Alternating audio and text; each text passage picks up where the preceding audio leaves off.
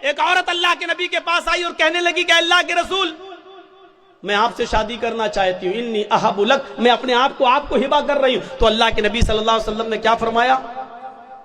اب مجھے ضرورت نہیں ہے۔ وہاں ایک صحابی بیٹھے ہوئے تھے، فوراً کہنے لگے اللہ کے رسول اگر آپ کو ضرورت نہیں ہے تو میرے ساتھ کروا دیجیے اس کی شادی۔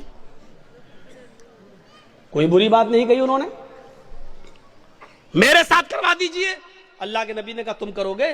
کہا ہاں مجھے ضرورت ہے بیوی کی۔ اس عورت سے پوچھا کہ تم اس کے ساتھ کرو گی؟ اس نے کہا آپ کے لیے آئی تھی، اگر آپ نہیں کر سکتے تو اس کے ساتھ کر دیجیے، مجھے تو گھر بسانا ہے۔ تو اللہ کے رسول نے اس آدمی سے، اس صحابی سے پوچھا کیا دو گے اس کو مہر میں؟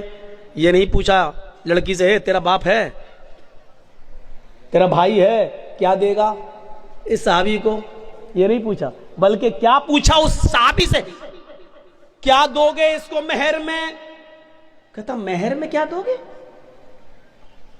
کچھ نہیں ہے میرے پاس۔ بخاری کی حدیث کے الفاظ ہے ما عندی شیء، میرے پاس کچھ نہیں ہے، کچھ نہیں ہے اور شادی کا سپنا۔ آئے ہائے ہائے، اسلام دیکھیے، اسلام کچھ نہیں ہے اور شادی کا سپنا، کچھ نہیں ہے اور شادی کرنا چاہتا ہے۔ اللہ کے نبی نے فرمایا نہ ایسا مت کہو کچھ نہیں ہے، گھر جاؤ شاید کچھ سامان مل جائے، لے کر آؤ، وہی اس کو مہر دے دیں گے۔ ہاں ٹھیک ہے میں جا رہا ہوں۔ گھر گیا، اپنی ماں سے، باپ سے، بھائی سے، بہن سے، سب سے پوچھ ڈالا کچھ ہے؟ پتہ چلا کچھ نہیں ہے۔ آیا کہ اللہ کے رسول گھر میں کوئی چیز نہیں ملی۔ آپ نے کہا دیکھو تم شادی کرنے جا رہے ہو، بیوی کو کچھ تو مہر دینا پڑے گا نا۔ پتہ چلا مہر نقد ہونا چاہیے، کچھ تو ملے گا۔ کہنے لگے کچھ نہیں ملا۔ اللہ کے نبی نے کہا دوبارہ جاؤ۔ کہا جب کچھ ہے ہی نہیں تو پھر دوبارہ جا کے کیا 50 بار بھی جاؤں گا تو کچھ نہیں ملے گا؟ کہا دوبارہ جاؤ، التمس خاتما من الحدید، لوہے کی انگوٹھی مل جائے تو وہی لے آؤ، سونے کی نہیں، چاندی کی نہیں، لوہے کی انگوٹھی جو آج 5-5, 6-6, 10-10 روپے میں ہمیں سڑکوں پر مل جائے گی۔ اگر لوہے کی انگوٹھی ہی مل جائے تو وہی لے آؤ، وہی دے دو اپنی بیوی کو، ہونے والی بیوی کو۔ وہ کہتا لوہے کی انگوٹھی، چلو جاتا ہوں پوچھتا ہوں، معمولی چیزیں ہوگی گھر میں رکھی ہوگی۔ وہ دوبارہ گھر گیا، وہ صحابی تھوڑی دیر کے بعد گھر سے واپس آتے اور کہتے ما وجدت خاتما من الحدید، اے اللہ کے رسول گھر میں بہت کچھ ڈھونڈا، بہت تلاش کیا، لیکن مجھے لوہے کی انگوٹھی بھی نہیں ملی۔ مایوس ہو گئے۔ اللہ کے رسول بھی بیٹھے کہ اس کے پاس لوہے کی انگوٹھی بھی نہیں ہے، اب یہ کیسے کیا ہوگا؟ اب وہ جانے لگا۔ اللہ کے نبی نے کہا کہاں جا رہے ہو؟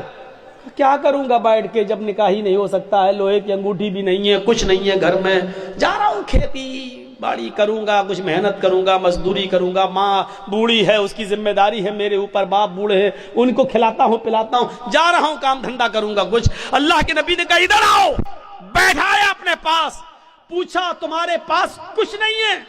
کہا کہہ تو دیا نہیں ہے۔ لوہے کی انگوٹھی بھی نہیں ہے؟ کہا نہیں ہے۔ کہا اچھا سوچو، ایک بار اور سوچو، کچھ ہے؟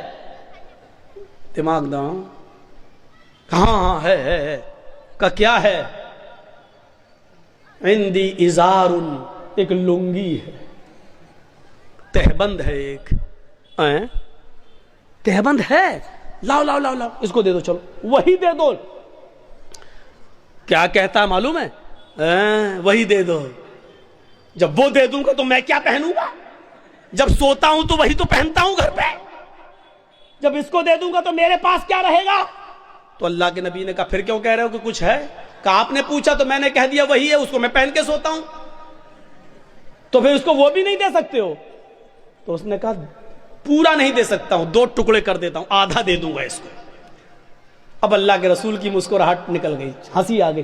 آدھا دو گے بیچاری، آدھا کا کیا کرے گی وہ؟ آدھا کس کام کا؟ اور جب پھاڑ دو گے تو آدھا تم کیا کرو گے؟ تمہارے کس کام کا؟ کسی کام کا ہو یا نہ ہو، کم سے کم کھیت میں بچھا تو لیں گے، بیٹھ تو جائیں گے۔ باندھنے کے لائق نہیں رہے گا تو کیا ہوا، کم سے کم زمین پر بچھا کے بیٹھ تو سکتے ہیں۔ پورا نہیں دے سکتا ہوں میں، دوں گا تو آدھا۔ اللہ کے نبی نے کہا آدھا نہ اس کے کوئی کام کا، نہ آدھا تیرے کوئی کام کا۔ نہیں یہ تو نہیں لوں گا۔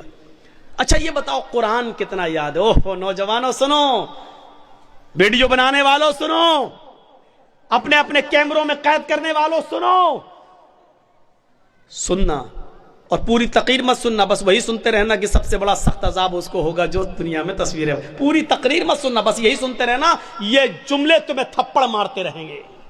جب تک دوسرے سال ہمیں بلا نہیں لو تب تک وہی حدیث تمہیں تھپڑ مارتی رہے گی کہ ہم کیا کیا کرتے ہیں اور کتنے بڑے بڑے گناہ کرتے ہیں. سنو، کہا قرآن تمہیں کتنا یاد ہے. سونا نہیں، چاندی نہیں، کپڑا نہیں، دولت نہیں، یہاں تک کہ بیوی کو دینے کے لیے لوہے کی انگوٹھی بھی نہیں. اتنا غریب گھر کا صحابی، لیکن جب اس سے پوچھا کہ تمہیں قرآن کتنا یاد ہے، سر اٹھاتا ہے، کہتا ہے اللہ کے رسول مجھے سورہ ملک یاد ہے، مجھے سورہ حشر یاد ہے، مجھے سورہ جمعہ یاد ہے، مجھے سورہ منافقون یاد ہے، مجھے سورہ نبا یاد ہے، مجھے سورہ قیامہ یاد ہے. اللہ کے نبی نے فرمایا کیا تمہیں اتنی سورتیں یاد ہیں؟ کہا ہاں. آپ نے کہا کیا تم مجھے منہ زبانی بغیر دیکھے سنا سکتے ہو؟ اس نے کہا ہاں. آپ نے کہا اتنی صورتیں تمہیں یاد ہیں؟ اس نے کہا ہاں. کہا پھر یہ کیوں کہتے ہو کہ میرے پاس کچھ نہیں ہے؟ تمہیں اتنی صورتیں یاد ہیں، کیا تم ان صورتوں کو اپنی بیوی کو یاد کرا دو گے؟ اس عورت کو یاد کرا دو گے جس کے ساتھ میں تمہارا نکاح کرنا چاہتا ہوں؟ اس نے کہا ہاں میں کرا دوں گا.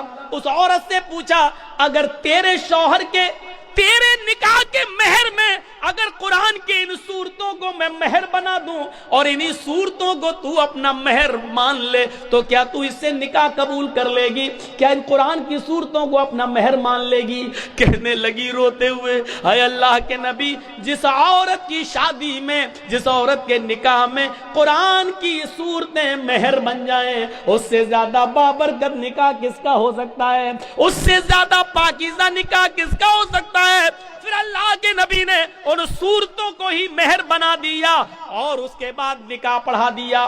اس عورت کا نہ کوئی باپ تھا، نہ چچا تھا، نہ بھائی تھا، اس لیے خود اللہ کے رسول قاضی کی حیثیت سے اس کے ولی بن گئے، سرپرست بن گئے، اور آپ نے اس کا نکاح کر کے اسی دن بھیج دیا.